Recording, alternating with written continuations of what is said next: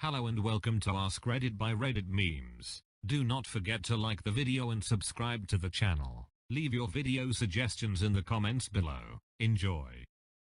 What is the best case of, you've just messed with the wrong person, that you have experienced?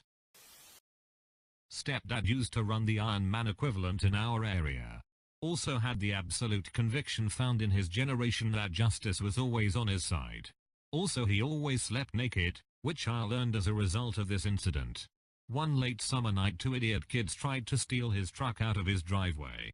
He sees this happening from his bedroom window and goes tearing out of the house, totally nude, and chases these two terrified kids 4 blocks screaming, "I'm gonna get you." He tackles one and the cops were on scene in moments because obviously some concerned neighbor noticed this happening at 2 AM in our sleepy little town.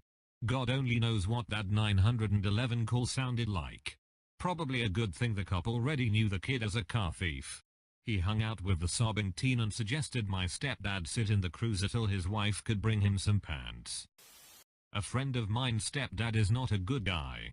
He is full of rage and will lash out without a second thought. This made him the wrong target for 2 guys who tried to mug him near an ATM. They came up to him and demanded he withdraw money. He grabbed one of them and smashed the guy's head and face into a brick wall. The other guy ran away, but he chased him down and beat the shit out of him. Not quite as dramatic as some, but this definitely taught me a couple valuable lessons when I was younger. My dad worked physically, and was known in our area as a bit of a gentle giant.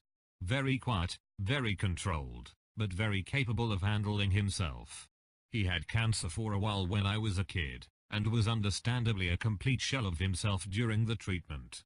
However, one day during this period, I witnessed him vault a fence and chase down a group of teenage guys, 17-18, who were trying to fuck with my sister, who was around 12. He caught one, and instead of beating him bloody, lifted him off his feet and held him there, as if weighing up the apocalyptic beating he was about to issue, before slowly setting him down and letting him go. A few days later, a bunch of these teens arrived on our door, white as ghosts, with their parents, holding a signed apology letter. The parents came to hear about it, and realized there was no way a normally restrained man, undergoing chemotherapy, would react that way for no reason, and I think Dad showing such controlled rage and restraint scared the young guys even more than if he had beaten the living snot out of one of them. Sometimes best not to lose the head, and never, ever fuck with a calm man.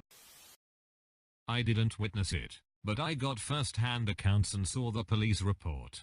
Bob was a delivery driver at Domino's and was a little off his rocker. Kind of older, upper 60s, maybe all the way to 70, and the kind of guy who would cuss out a 10-year-old to make a point but also gave away our cancelled orders at the end of the night to homeless people. Anyways, Bob's delivering a pizza and gets mugged.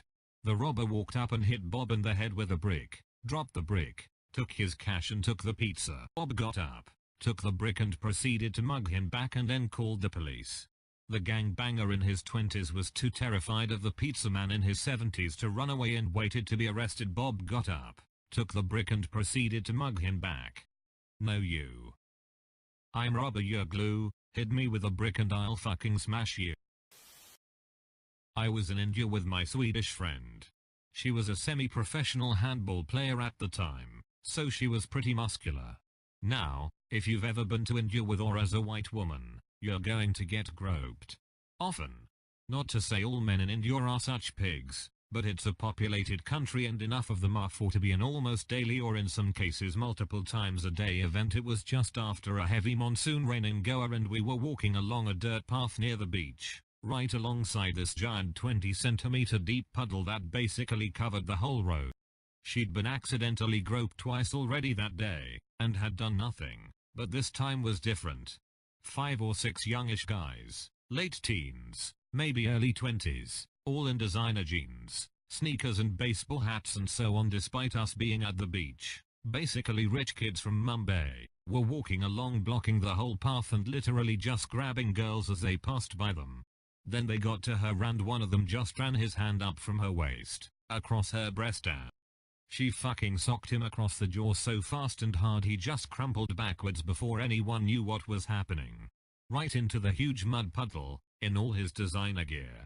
He splashed around a bit, and we thought his friends were going to kick off, but, of course, they all put their heads down and kept walking, terrified as she started shouting at him.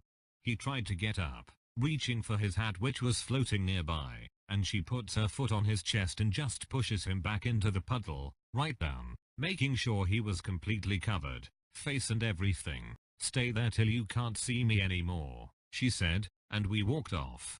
I checked back, and he was still lying in the puddle, even though she was 50 meters away or so, just waiting for her to leave. It was glorious. I'm a big tall man, and I got groped 3 times while I was in India, only place that's ever happened to me. My family and I grew up in Baltimore City. The specific neighborhood we lived in wasn't the best, but certainly not the worst either, at the time, late 90s early 2000s. One day when my little brother was around 7, he was outside in the street next to our yard playing on his skateboard. A group of kids not much older were walking by looking to start trouble. It all happened so fast, they ran up and starting beating on him, then stole his skateboard. My dad was home that day.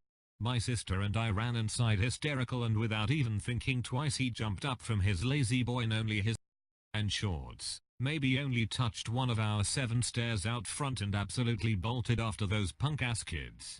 This 50-year-old man, at the time, chased them for like 3 blocks in his bare ass feet, and they're screaming, fearing for their lives.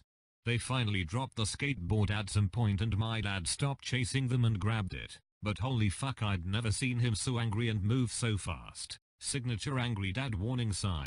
His eyes get huge and piercing, terrifyingly blue. When he came back his feet were so bloody and roughed up from straight sprinting on the concrete through gravel roads and alleyways. We never saw those kids near our house, let alone around our neighborhood again. My dad is the greatest. Don't fuck with his kids. Thanks for watching the video. If you enjoyed, please leave a like and subscribe to the channel. Also leave your own stories in the comments section below.